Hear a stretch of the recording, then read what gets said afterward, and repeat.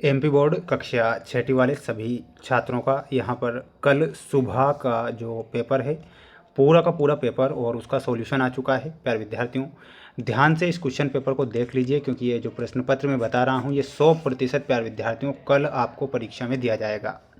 एक भी क्वेश्चन आपका बाहर नहीं जाएगा, इसलिए ध्यान से पूरा पेपर देखें और इन सभी प्रश्नों को आप याद करेंगे, क्योंकि ये पूरा का पूरा प्रश्न पत्र जो मेरे द्वारा बताया जा रहा है ये 100% परीक्षा में छपेगा। जितने भी बच्चे इस वीडियो को देख रहे हैं चैनल को सब्सक्राइब जरूर करके रखना, क्योंकि इसके बाद 10 तारीख के दिन जो आपका पेपर रहेगा वह पेपर भी मेरे पास आएगा, जो कि मैं आपको परीक्षा से पहले बता दूंगा। यहाँ पर ध्यान रखिएगा, आपको परीक्षा का जो समय रहेगा 2.5 घंटे का समय दिया जाएगा और पूर्णांक जो रहेगा 60 नंबर का आपका पेपर होगा, जिसे आपको क्या करना है, पूरा पेपर सॉल्व करना रहेगा। प्रश्न परीक्षा में आएगा, ध्यान से देख लीजिए, ये पूरा का पूरा पेपर आ चुका है। जो आपकी परीक्षा में पूछा जाएगा ये पूरा का पूरा पेपर मिल चुका है, इसलिए सभी बच्चे इस पूरे के पूरे प्रश्न पत्र को देखेंगे और याद आप कर लेंगे।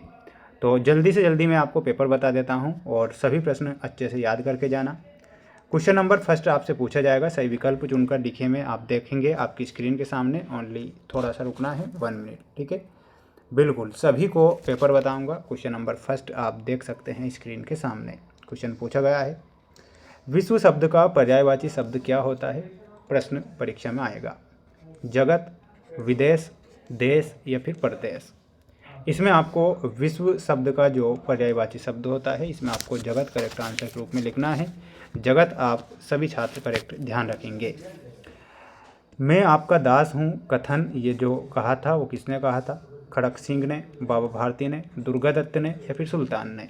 आप जानते हैं कि मैं आपका दास हूँ कथन जो कहा था वो खड़क सिंह के द्वारा कथन कहा गया था, तो यहाँ पर आप लिखेंगे खड़क सिंह। भूमंडलीकरण को कहते हैं निजीकरण, व्यापारीकरण, वैश्वीकरण या फिर सशक्तिकरण? प्रश्न परीक्षा में बनेगा। प्यारे विद्यार्थियों, भूमंडलीकरण को क्या कहा जाता है? प्रश्न आ चुका है, छप चुका है। तो यहाँ पर आपका जो सही आंसर होगा वो क्या हो जाएगा? इसमें लिखेंगे वैश्वीकरण। वैश्वीकरण जो होगा सही सटीक आंसर हो जाएगा, तो इसमें आपको वैश्वीकरण लिख कर आना है।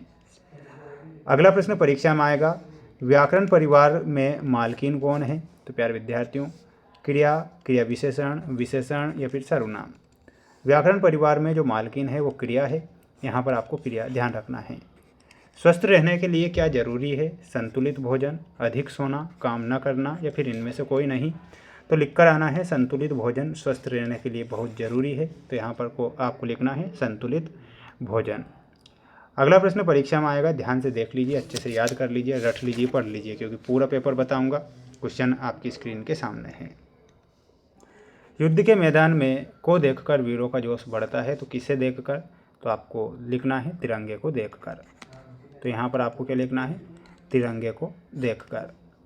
मनुष्य के लिए वाणी है, तो मनुष्य के लिए वाणी क्या है? तो प्यारे विद्यार्थियों, आप जानते हैं कि मनुष्य के लिए जो वाणी है और वो क्या हो जाएगी? वरदान हो जाएगा। यहाँ पर आपको वरदान लिख कर आना है। अगला प्रश्न आएगा, घोड़े के बोलने को क्या बोला जाता है? तो हिन हिनाना बोला जाता है। क्या बोला जाता है? हिन हिनाना, ठीक है, हिन हिनाना। व्याकरण में श्रृंगार को कहते हैं, तो श्रृंगार को रस कहते हैं। संज्ञा के स्थान पर आने वाले शब्द क्या कहलाते हैं? तो उन्हें हम सर्वनाम कहते हैं। यहाँ पर आपको लिखना है सर्वनाम। तो ध्यान से देखिएगा, युद्ध के मैदान में तिरंगे को देखकर वीरों का जोश बढ़ता है, मनुष्य के लिए वाणी वरदान है, घोड़े के बोलने को हिनहिनाना बोला जाता है, व्याकरण में श्रृंगार रस को कहा जाता है, संज्ञा के स्थान पर आने वाले शब्दों को सर्वनाम कहते हैं। ये आपको लिख कर आना है, स्क्रीनशॉट आप ले लीजिएगा। अगला प्रश्न देखिएगा, आपकी स्क्रीन के सामने ये 2 नंबर में प्रश्न पूछे जाएंगे, ध्यान से देखें। देखिएगा 11वां प्रश्न आएगा कि विशेषण शब्द के कोई 4 उदाहरण लिखिए, तो 4 उदाहरण लिखना है। यहाँ पर मैं आपको बता देता हूँ, बड़ा, सुंदर, लाल और अच्छा, ये विशेषण शब्द के क्या है? 4 उदाहरण हैं, ये ध्यान रखना है। 2 नंबर में आएंगे और ये 12वां क्वेश्चन रहेगा आपका, स्क्रीन के सामने देख लीजिए। आज शिक्षा में किस बात की कमी दिखाई देती है? तो आज शिक्षा में नैतिक मूल्यों और मानवीय गुणों के विकास की कमी दिखाई देती है, तो ये आपको लिखना है। 13वां क्वेश्चन आएगा, ध्यान से देखिएगा, बाबा भारती के घोड़े की कोई एक विशेषता लिखी है, तो लिखना है बाबा भारती का घोड़ा बहुत सुंदर, बलवान और तेज था। स्क्रीनशॉट ले लेना है और ये 14वें का आंसर देख लीजिएगा। वीरों के मन में जोश कब उत्पन्न होता है, तो ध्यान रखना है वीरों के मन में जोश तब उत्पन्न होता है जब वे देश की रक्षा, अन्याय के विरुद्ध लड़ने या किसी महान उद्देश्य को प्राप्त करने के लिए प्रेरित होते हैं। यहाँ पर आपको ये लिखना है। तो ये 2 नंबर में क्वेश्चन आएंगे। और अगला क्वेश्चन देखिएगा, ये रहा आपका अगला क्वेश्चन 2 नंबर में। देखिएगा 15वां क्वेश्चन आएगा, आप अपने राष्ट्रीय ध्वज को कैसे पहचानेंगे, तो इसमें आपको लिखना है अशोक चक्र के द्वारा। कैसे पहचानेंगे, अशोक चक्र, अशोक चक्र लिखना है। बाबा भारती के घोड़े का क्या नाम था, तो बाबा भारती के घोड़े का नाम था सुल्तान।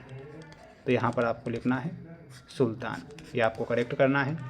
वहीं आप देखिएगा ये 3 नंबर में परीक्षा में प्रश्न आ रहे हैं, छप रहे हैं, पूरा का पूरा पेपर बता रहा हूँ। तिरंगे झंडे के विषय में आपको 4 बातें लिखना है। खड़क सिंह की आंखों में नेकी के आंसू क्यों थे, इस बदलते युग में परिवार को किस प्रकार जोड़ा रखा जा सकता है, संस्कृत भाषा के बारे में 5 वाक्य लिखना है। विजयगान कविता में किन किन को आपस में टकराने की बात कर रहा है, सूर्य का उचित लाभ आप कैसे प्राप्त कर सकते हैं। तो ये 3 नंबर वाले क्वेश्चन हैं। इनके आंसर अगर आपको चाहिए तो मैं आप सभी छात्रों को बता रहा हूँ, बिल्कुल आपको अभी रुकना है।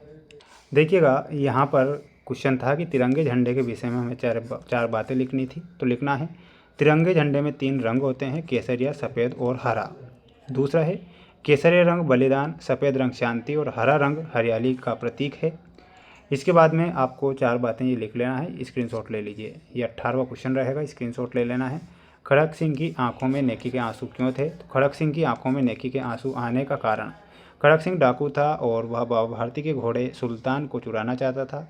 बाबा भारती ने खड़क सिंह से कहा था कि इस घटना का जिक्र किसी से ना करें क्योंकि इससे लोगों का गरीबों पर विश्वास उठ जाएगा। बाबा भारती के ये शब्द खड़क सिंह के हृदय को छू गए, उसे अपनी गलती का एहसास हुआ और पश्चाताप में उसकी आंखों में नेकी के आंसू आ गए।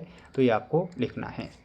अगला आएगा 3 नंबर में एक क्वेश्चन देख लीजिए, अब 19वां रहेगा, इस बदलते युग में परिवार को किस प्रकार जोड़ा रखा जा सकता है। तो स्क्रीनशॉट ले लेना है इसका जल्दी से। देखिएगा मैं बताता हूँ। परिवार संवाद और समय बिताना महत्वपूर्ण है, यानी कि परिवार के साथ में क्या संवाद यानी कि बातें करना, समय बिताना। सभी सदस्यों के बीच आपसी समझ और सम्मान होना चाहिए। एक दूसरे की समस्या को समझना और मिलकर समाधान निकालना चाहिए। तो इतना आपको लिखना है, ठीक है। स्क्रीनशॉट ले लो जल्दी से। 20वां क्वेश्चन आएगा, ये 3 नंबर के क्वेश्चन है, स्क्रीनशॉट ले लो जल्दी से। 21वां क्वेश्चन का भी स्क्रीनशॉट ले लेना है, जिसमें प्रश्न था हमारा विजयगान कविता में किन किन को आपस में टकराने की बात कही गई है। तो ये आपको लिखना है स्क्रीनशॉट के माध्यम से। 22वां क्वेश्चन रहेगा, देखिएगा सूर्य का उचित लाभ आप कैसे ले सकते हैं। सूर्य का उचित लाभ लेने के ये 3 बिंदु लिख देना है ना, ओनली 3 बिंदु, ठीक है। तो ये आपके क्वेश्चन थे। इसके बाद देखिएगा अगला क्वेश्चन। देखिएगा अगला क्वेश्चन आएगा 5 नंबर वाले क्वेश्चन, आपकी स्क्रीन के सामने देख लीजिए, 5 नंबर में आएंगे। स्वामी हरिदास और तानसेन के गायन में मुख्य अंतर क्या था, मीराबाई श्री कृष्ण की भक्ति में किस तरह लीन हो गई थी। और 25वां क्वेश्चन आपको समझना है, यहाँ पर एक गद्यांश दिया जाएगा, इस गद्यांश को पढ़ना है और इनके आंसर आपको देना है, ठीक है। बिल्कुल सिंपल रहेगा, इनके आंसर बताता हूँ। क्वेश्चन देखिएगा 23वां क्वेश्चन हमारा था स्वामी हरिदास और तानसेन के गायन में मुख्य अंतर। स्वामी हरिदास और तानसेन के गायन में मुख्य अंतर उनके गायन के उद्देश्य और शैली में था। यहाँ पर आपको अंतर लिखना है। देखिएगा स्वामी हरिदास का गायन ईश्वर की आराधना और आत्मिक शांति के लिए था, जबकि तानसेन का गायन मुख्य रूप से श्रोताओं को प्रसन्न करने के लिए दरबारी था। शैली में बताना है, स्वामी हरिदास का संगीत भक्ति और अध्यात्म से भरा था, जिसमें आत्मिक शांति की प्रधानता थी। तानसेन का संगीत आध्यात्मिक, प्रभावशाली, तकनीकी रूप से कुशल और कला प्रदर्शन पर केंद्रित था। तीसरा पॉइंट आपको लिखना है स्वाधीनता के बारे में। स्वामी हरिदास संसार के स्वामी को रिझाने के लिए गाते थे और अपने गायन के लिए स्वाधीन थे, जबकि तानसेन को बादशाह के आदेश पर गाना पड़ता था, जिससे उनके संगीत में पराधीनता आ जाती थी। तो ये अंतर आपको लिखना है। 24वां क्वेश्चन आएगा परीक्षा में, देख लीजिए ध्यान से। मीराबाई श्री कृष्ण की भक्ति में किस तरह लीन हो गई थी। तो लिखना है वह श्री कृष्ण को अपना पति मानती थी और उनकी भक्ति में अपना सर्वस्व न्योछावर कर चुकी थी। दूसरा पॉइंट लिखना है, मीराबाई ने लोक लाज और राजघराने की मर्यादाओं को त्याग कर संतों के साथ बैठकर मंदिरों में कृष्ण की मूर्तियों के सामने नृत्य किया और भजन गाए। इसके बाद में आपको मीराबाई के बारे में लिखना है सभी छात्रों को। उनकी भक्ति इतनी गहरी थी कि वे कृष्ण के प्रेम में दीवानी हो गई, विष का प्याला भी हंसते हंसते पी गई और अंततः अपनी भक्ति के बल पर प्रभु में विलीन हो गई। तो ये आपको मीराबाई की भक्ति के बारे में लिखना है। अगला क्वेश्चन देखिएगा, 25वां क्वेश्चन मैंने समझा दिया है, लिख लेना है। और ये 26वां क्वेश्चन रहेगा, निम्नलिखित में से किसी एक विषय पर आपको निबंध लिखना रहेगा। विज्ञान का चमत्कार, कोई महापुरुष या फिर पुस्तकालय का महत्व।